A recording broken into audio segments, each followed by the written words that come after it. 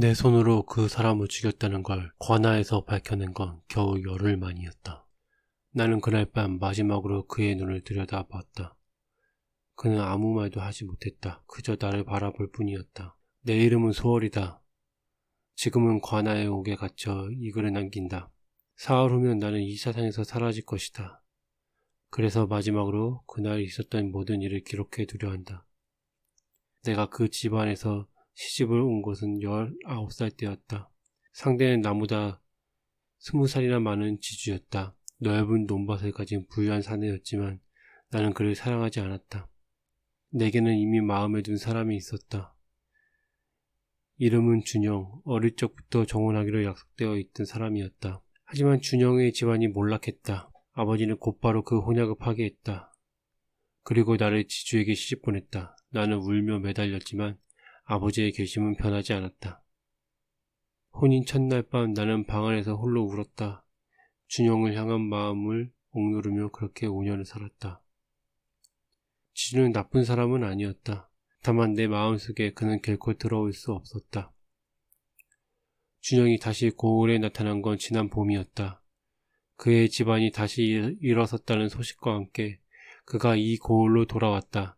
나는 그를 다시 보는 순간 5년간 억눌러 왔던 감정이 한꺼번에 터져 나오는 것을 느꼈다. 우리는 은밀히 다시 연락을 주고받기 시작했다. 처음엔 그저 안부를 묻는 정도였다. 하지만 시간이 지날수록 우리의 마음은 다시 예전으로 돌아가고 있었다. 준영이 어느 날 말했다. 함께 도망칩시다. 더는 이렇게 살 수 없어. 나는 처음엔 두려워 거절했다. 하지만 준영과 함께 할 수 있다는 생각이 그 어떤 것보다 나를 흔들었다. 결국 나는 그의 제안을 받아들였다. 문제는 지주가 살아있는 한 나는 자유로울 수 없다는 것이었다. 도망친다 해도 결국 붙잡혀 끌려올 것이 뻔했다. 조선의 여인에게 이혼이란 존재하지 않는 개념이었다. 준영이 말했다. 방법이 있어. 그가 내민 것은 작은 봉지였다. 이것을 탕약에 섞으시오. 아무도 눈치채지 못할 것이오. 나는 그 봉지를 받아들고 손이 떨렸다. 며칠간 나는 밤잠을 이루지 못했다. 사람을 죽인다는 것이 얼마나 큰 죄인지 나는 알고 있었다. 하지만 준영과 함께 할 수 있다는 희망이 그 두려움을 이겨냈다. 그날 밤 나는 결심했다. 지주가 몸이 좋지 않다며 탕약을 청했다. 나는 평소처럼 정성스럽게 탕약을 다렸다. 그리고 그 안에 준영이 준 가루를 조심스럽게 섞었다. 그는 아무런 의심 없이 탕약을 마셨다. 나는 그의 눈을 똑바로 볼 수 없었다. 한 시즌쯤 지났을까? 그가 갑자기 숨을 헛떡이기 시작했다.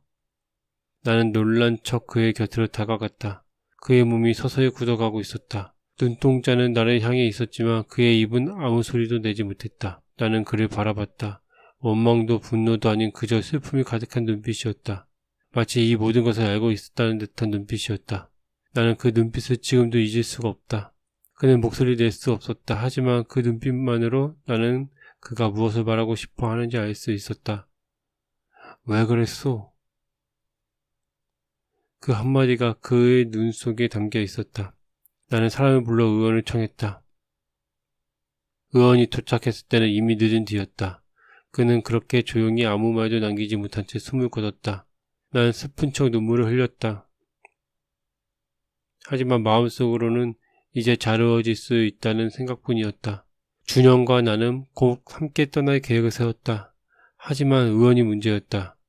그는 지주의 마지막 증상을 이상하게 여겼다.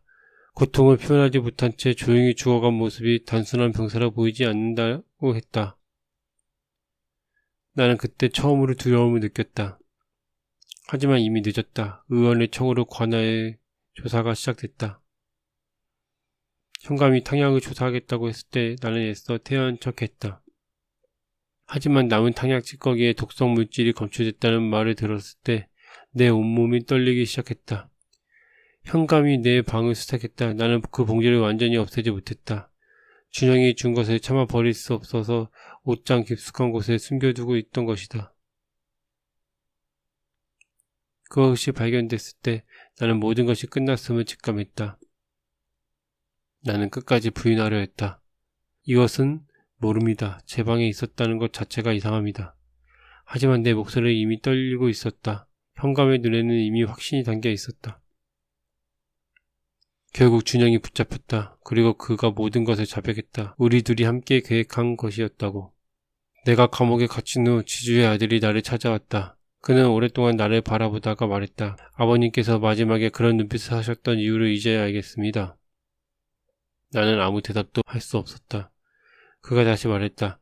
아버님은 죽는 순간까지 부인을 원망하지 않으셨을지도 모릅니다. 그저 슬프셨을 뿐이겠지요. 그 말이 내 가슴을 후벼 팠다. 나는 지주를 사랑하지 않았다. 하지만 그가 나를 미워한 적은 단 한 번도 없었다. 그는 늘 나에게 다정했고 내가 원하는 것이라면 무엇이든 들어주려 했다. 그런 그를 나는 내 손으로 죽였다. 준영과 나는 각각 다른 옥에 갇혔다. 그와는 더 이상 만날 수 없었다.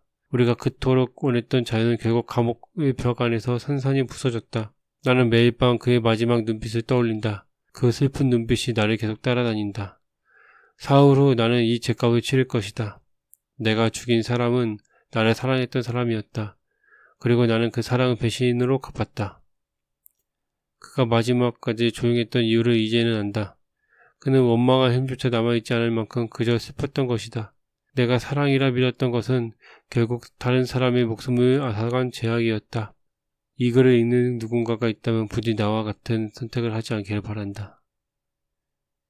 다음 이야기에서는 13번째 파일을 열겠습니다. 다크 아카이브는 계속됩니다.